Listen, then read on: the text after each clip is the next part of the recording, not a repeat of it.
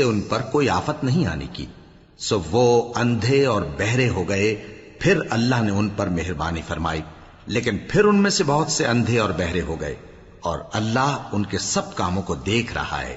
وہ لوگ بے شبہ کافر ہیں جو کہتے ہیں کہ اللہ مسیح ابن مریم ہی تو ہے، حالانکہ مسیح یہود سے یہ کہا کرتے تھے کہ اے بنی اسرائیل، اللہ ہی کی عبادت کرو جو میرا بھی پروردگار ہے اور تمہارا بھی، اور جان رکھو کہ جو شخص اللہ کے ساتھ شرک کرے گا اللہ اس پر بہشت کو حرام کر دے گا، اور اس کا ٹھکانہ دوزخ ہے، اور ظالموں کا کوئی مددگار نہیں ہوگا۔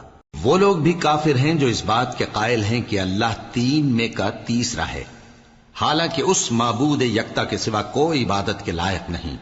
اگر یہ لوگ ایسے اقوال و عقائد سے باز نہیں آئیں گے تو ان میں جو کافر ہوئے ہیں وہ تکلیف دینے والا عذاب پائیں گے۔ تو یہ کیوں اللہ کے آگے توبہ نہیں کرتے اور اس سے گناہوں کی معافی نہیں مانگتے؟ اور اللہ تو بخشنے والا ہے، مہربان ہے۔ مسیح ابن مریم تو ایک پیغمبر ہی تھے، ان سے پہلے بھی بہت سے رسول گزر چکے تھے، اور ان کی والدہ مریم اللہ کی ولی اور سچی فرما بردار تھیں۔ دونوں انسان تھے اور کھانا بھی کھاتے تھے۔ دیکھو ہم ان لوگوں کے لیے اپنی آیتیں کس طرح کھول کھول کر بیان کرتے ہیں، پھر یہ دیکھو کہ یہ کدھر الٹے جا رہے ہیں۔ کہو کہ تم اللہ کے سوا ایسی چیز کی کیوں پرستش کرتے ہو جس کو تمہارے نفع اور نقصان کا کچھ بھی اختیار نہیں، اور اللہ ہی سب کچھ سنتا ہے، جانتا ہے۔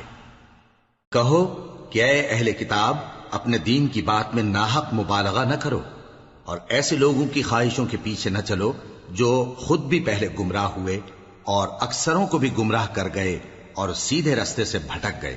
جو لوگ بنی اسرائیل میں کافر ہوئے ان پر داؤد اور عیسیٰ ابن مریم کی زبان سے لعنت کی گئی، یہ اس لیے کہ نافرمانی کرتے تھے اور حد سے تجاوز کیے جاتے تھے، اور برے کاموں سے جو وہ کرتے تھے ایک دوسرے کو روکتے نہیں تھے، بلا شبہ وہ برا کرتے تھے۔ تم ان میں سے بہتوں کو دیکھو گے کہ کافروں سے دوستی رکھتے ہیں، انہوں نے جو کچھ آگے بھیجا ہے برا ہے، وہ یہ کہ اللہ ان سے ناخوش ہوا اور وہ ہمیشہ